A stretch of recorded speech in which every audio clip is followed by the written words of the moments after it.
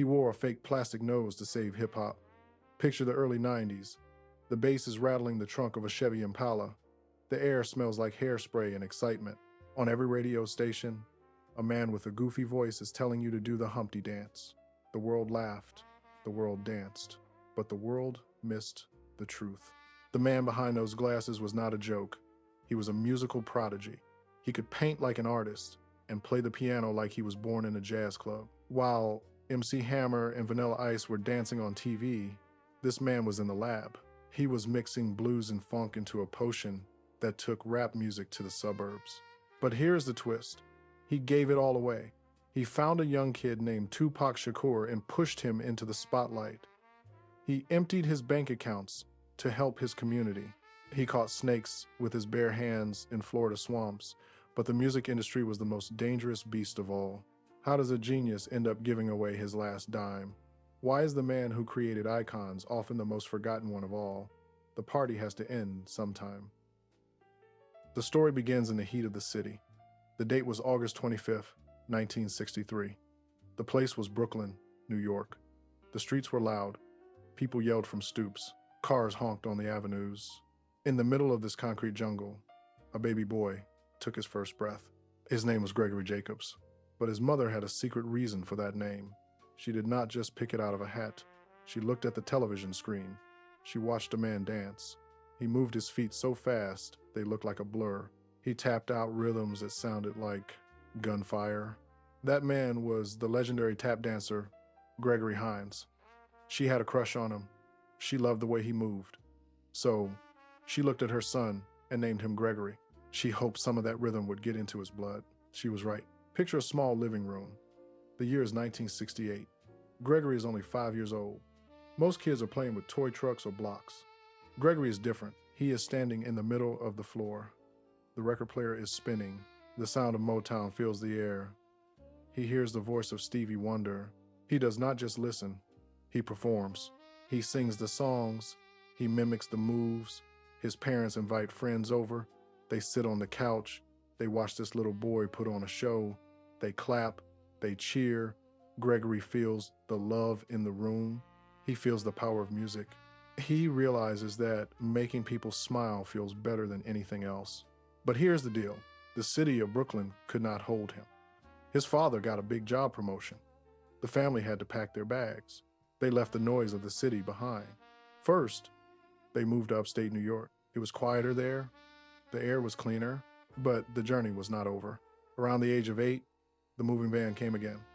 This time, they went south, way south. They moved to Tampa, Florida. The world changed completely. Gone were the tall buildings. Gone were the subway trains. Now, Gregory saw green trees and flat land. The air was thick and humid. It stuck to your skin. The sun was hot, but the neighborhood they moved into was special. It was an experiment. In the early 70s, the United States was still trying to fix deep wounds. Many places were divided. Black people lived on one side, white people lived on the other. But in this part of Tampa, they tried something new.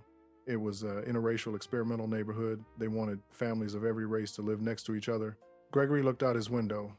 He saw faces of all colors. He played with kids from different backgrounds. He did not see lines or walls. He just saw people. This melted into his brain. It changed how he saw the world. Later in life, his music would sound just like his neighborhood.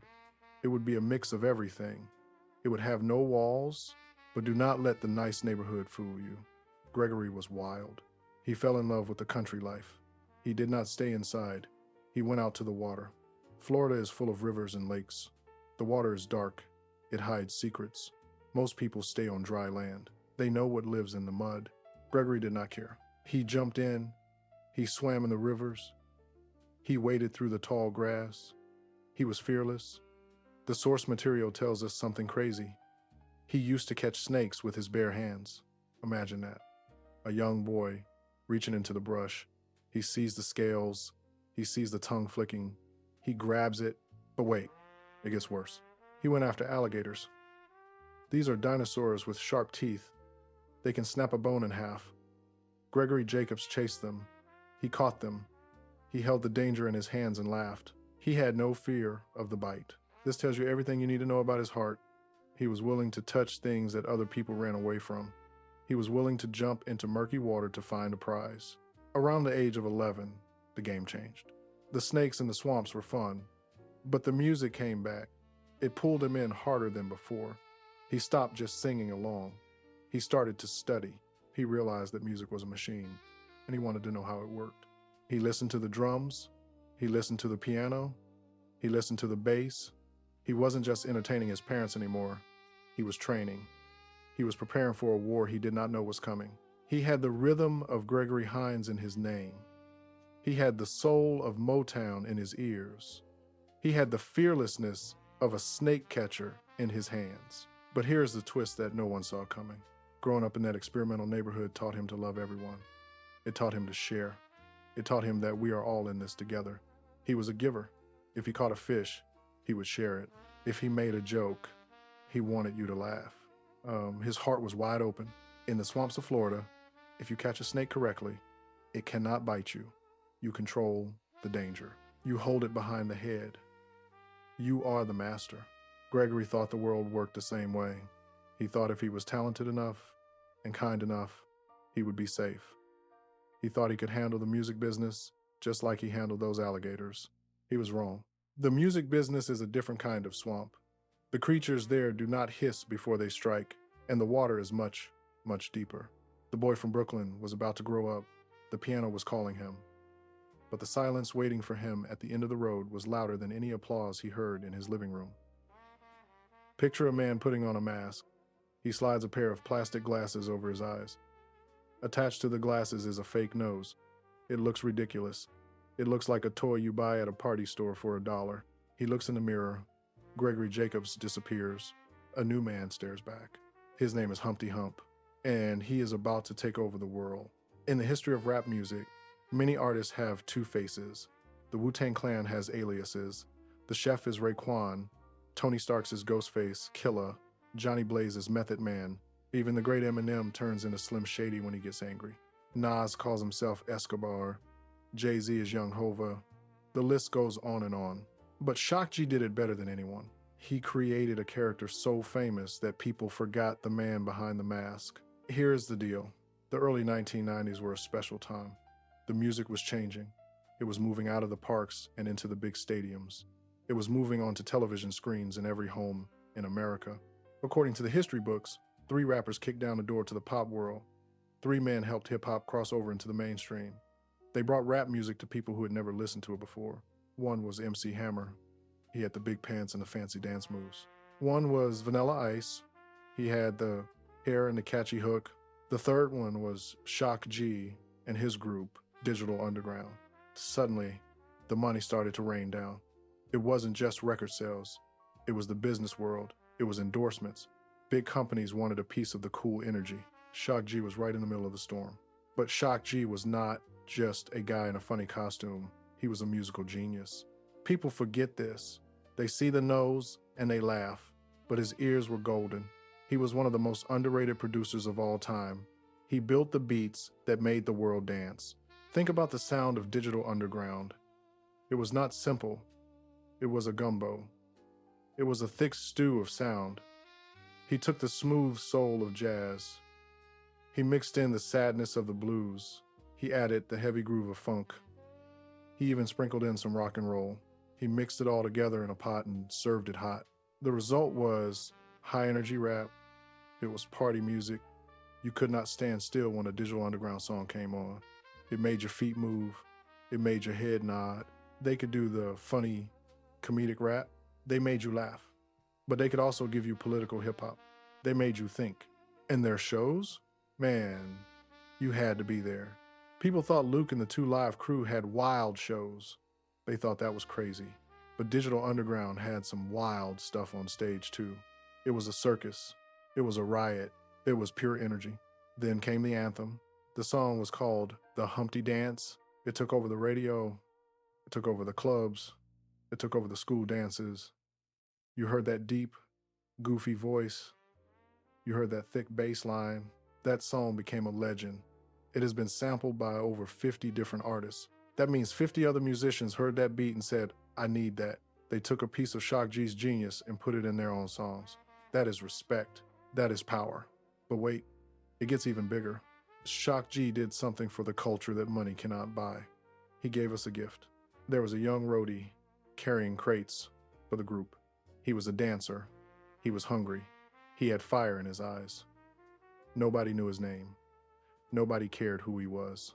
Shock G saw something in him. He did not block the kid. He did not get jealous. He opened the door. He handed him a microphone. He put him on a track called Same Song. That kid was Tupac Shakur. If it wasn't for Shock G, you probably would have never heard of the late, great Tupac. He introduced Tupac to the world. He launched a career of one of the greatest voices in Black history. People do not give him enough credit for that. They talk about Tupac's movies. They talk about Tupac's albums. But they forget the man who gave him the first shot. Shock G was a trained musician. He could play almost any instrument. He could sit at a piano and play a concerto. He was an artist with a pen and brush, too. He could draw and paint beautiful pictures. He had the talent to keep all the money for himself. He could have bought 10 mansions. He could have bought a fleet of Ferraris. But remember the boy who caught snakes in Florida? Remember the boy who shared his fish? That boy was still inside the man. Shock G was a giving person. He loved his community. He wanted to help. Some people close to him say he basically gave all his fortunes away. He helped friends. He helped strangers. If you needed a hand, he offered his. He was living the high life, but his hands were open, not closed. He had the fame. He had the respect of the streets and the boardroom. He had created legends. He had saved hip-hop from being too serious. But gravity pulls hardest when you are at the top. The party was loud. The lights were bright. The world saw the plastic nose and the wide smile. They saw the Humpty dance and the joy. But while the world saw a smile, the shadows were growing. The music business takes a toll. Giving away pieces of yourself leaves you with holes that are hard to fill. The silence was coming back, and this time it would be deafening. The party had to end. That is the rule of life. The lights always come on. The music always fades. And when the silence comes, it is heavy. For Shock G, the silence was heavier than for anyone else. Picture a bank vault. Inside, there are stacks of money. There are gold bars. There is security. This is what a rap legend is supposed to have. After touring the world, after selling millions of records, after changing the sound of radio, the vault should be full. But Shock G's vault was open. The door was wide open. Here is the cold, hard truth. Shock G did not lose his money on bad investments. He did not lose it in a poker game. He did not lose it because he was foolish. He lost it because he was good.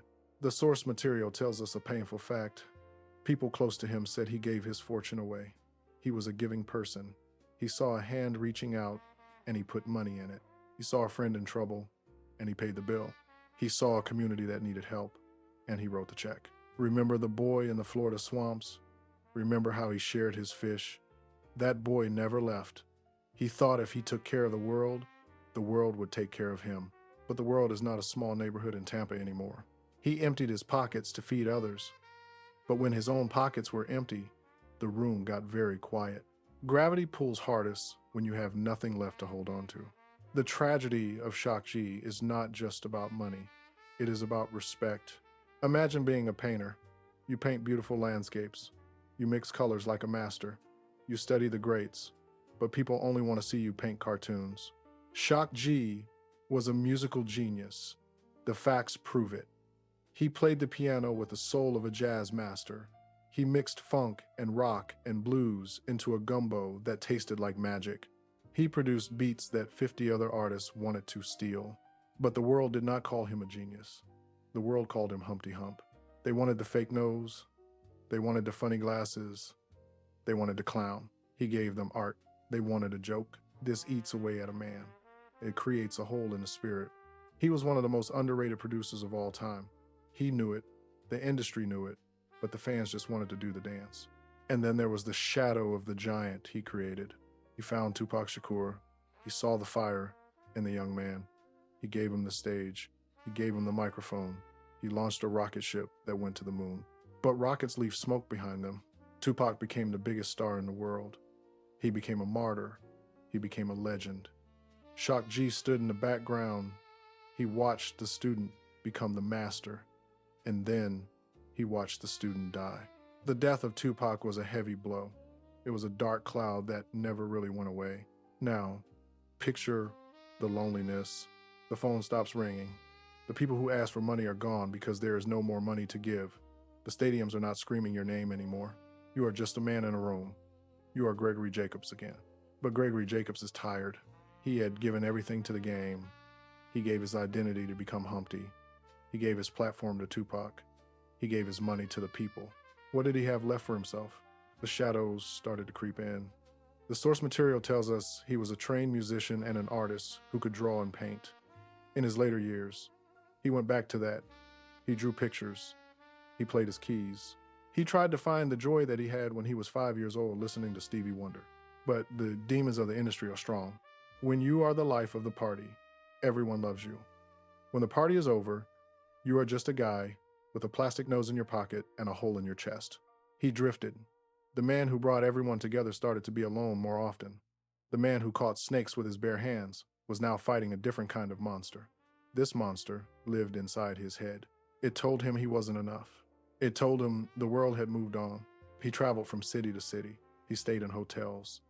The road was his home because the home he built for everyone else was gone. It is a heartbreaking image. A genius sitting at a keyboard in a quiet room. His fingers still know the melody. His heart still knows the rhythm, but the audience is gone. He was the architect of the 90s sound. He was the bridge between the underground and the pop charts. He was the man who made it okay to laugh in hip hop, but he paid the ultimate price for his kindness. The ending of this story is not loud. It does not end with a concert. It does not end with a speech. It ends with silence. The man who gave us the Humpty Dance eventually laid down to rest. He had given every piece of himself away until there was nothing left to give. He died as he lived, quietly, artistically, and misunderstood. The nose was fake. The glasses were plastic. But the pain was real. The tragedy is not that he died. The tragedy is that he loved us so much, he forgot to save some love for himself. And when he was gone, the world finally stopped laughing long enough to realize what we had lost. But by then, it was too late. The news broke on a quiet Thursday in April. It hit the internet like a lightning bolt striking a dry tree. People looked at their phones. They saw the headlines. Shock G was found dead in a hotel room in Tampa, Florida. The world stopped laughing. For a moment, the noise of social media paused. But then, the tributes started to flow. And here is where the story gets bitter. The news channels played the old clips. The ones they showed a man in a fake nose. They showed him wearing a fur coat in the summer. They played the video for the Humpty Dance over and over again. They called him the clown prince of hip hop. They called him a one-hit wonder. But wait, it gets worse. The media missed the point completely. They mourned the mask, but they ignored the man. They showed the funny glasses, but they did not show the piano. They did not play the smooth jazz riffs he wrote. They did not talk about how he sketched portraits that looked like photographs. They reduced a musical genius to a cartoon character. But the streets knew the truth. Real hip-hop fans felt a sharp pain in their chests. They knew that the man in that hotel room was not a joke. He was an architect. When the radio stations played his songs that day, you could finally hear it. You could hear the sadness under the funk. You could hear the genius in the layers. People started to realize what they had lost. Picture the hypocrisy of fame. When Shock G was alive, the industry put him in a box. They wanted him to be Humpty Hump forever. They wanted the nose. They wanted the dance. When he tried to show them Gregory Jacobs, they looked away. When he played serious music, the sales went down. But the moment he died, everyone called him a legend. Famous rappers posted pictures with him. They wrote long stories about how he changed their lives. They called him a pioneer. They said he was the nicest man in the business. Here is the deal. Where were those people when he was alone? The source material tells us that Shock G gave his fortune away. He helped everyone. He was the man who bought the groceries. He was the man who paid the rent for friends. He emptied his own pockets to make sure his community was full. But when his pockets were empty, the crowd disappeared. Gravity pulls hardest when you are the one holding everyone else up. The aftermath of his death revealed a tragic pattern. We see it with so many stars. We consume their art. We eat up their energy. We demand that they entertain us. But we forget that they are human beings. We forgot that the man who caught alligators with his bare hands still had a heart that could break. In the weeks following his death, the stories came out. People talked about his kindness. They talked about how he discovered Tupac Shakur. Suddenly, the world realized the scale of the loss. Without Shock G, there is no Tupac. Without Shock G, the West Coast sound is different. Without Shock G, hip-hop takes itself too seriously and forgets to have fun. He was the bridge. He connected the funk of the 70s to the rap of the 90s. He connected the underground to the pop charts. But bridges get walked on. That is their job. And Shock G carried a lot of heavy traffic on his back. The tragedy is not just that he died. The tragedy is that he died alone, in a hotel room, just miles away from the swamps where he used to play as a boy. He came full circle. He went from the boy who shared his fish to the man who gave away his millions. He gave until he gave out. Now, the nose is back in the box. The plastic glasses are gathering dust. The music lives on, but the silence is loud. The world finally gave him his flowers, but he was not there to smell them. This is the price of a golden heart in a tin business. We laughed at the character, but we cried for the man. And the saddest part is that he probably would have forgiven us for it. He would have just wanted us to keep dancing. But the dance floor feels a lot emptier now. So, how do we measure the life of a man like Gregory Jacobs? Do we count the records he sold? Do we count the money he made? Do we look at the funny plastic nose and the glasses? If you look at the surface, you see a clown. You see a man who made the world laugh with the Humpty Dance. You see the colorful clothes and the wild stage shows. But if you stop there, you miss the diamond hidden in the dirt. Here is the deal. Shock G was not just a rapper. He was a musical scientist. He took the smooth sounds of jazz and the heavy thump of funk. He mixed them together in a laboratory. He created a sound that made grandmothers tap their feet and teenagers jump out of their seats.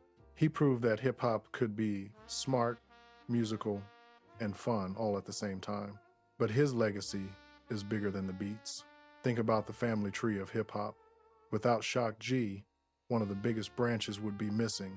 He saw a young, angry, talented kid named Tupac Shakur carrying crates. He did not look down on him. He pulled him up. He gave him a microphone. He gave the world one of its greatest voices. That is the mark of a true king. A king does not just sit on the throne. A king builds other leaders. But wait, the story goes deeper. We live in a world that tells us to keep everything for ourselves. We are told to stack our money high. We are told to build fences to keep people out. Shock G did the opposite. He tore down the fences. He opened his wallet until there was nothing left inside. He gave his fortune to his friends, his family, and his community. He died without the millions that other stars have, but he died with a clean conscience. He was the boy from the experimental neighborhood who believed that sharing was the only way to live. The music business is a machine. It loves you when you are hot, and it forgets you when you are cold. It took a lot from Gregory Jacobs. It took his energy, it took his privacy, but it could not take his soul. The next time you hear that heavy bass line on the radio, do not just dance. Listen. Listen to the piano keys played by a master. Listen to the joy in the voice. Remember the man who was brave enough to wear a mask so he could show us his true heart. He was the underdog who won. He was the snake catcher who tamed the industry for a moment. He was the giver who gave until the very end. Some stories end without closure, but dignity doesn't need applause. We want to hear from you. Do you remember where you were the first time you heard Digital Underground? Did you know Shock G was the genius behind Tupac's start? Deeply tell us your memories in the comments below.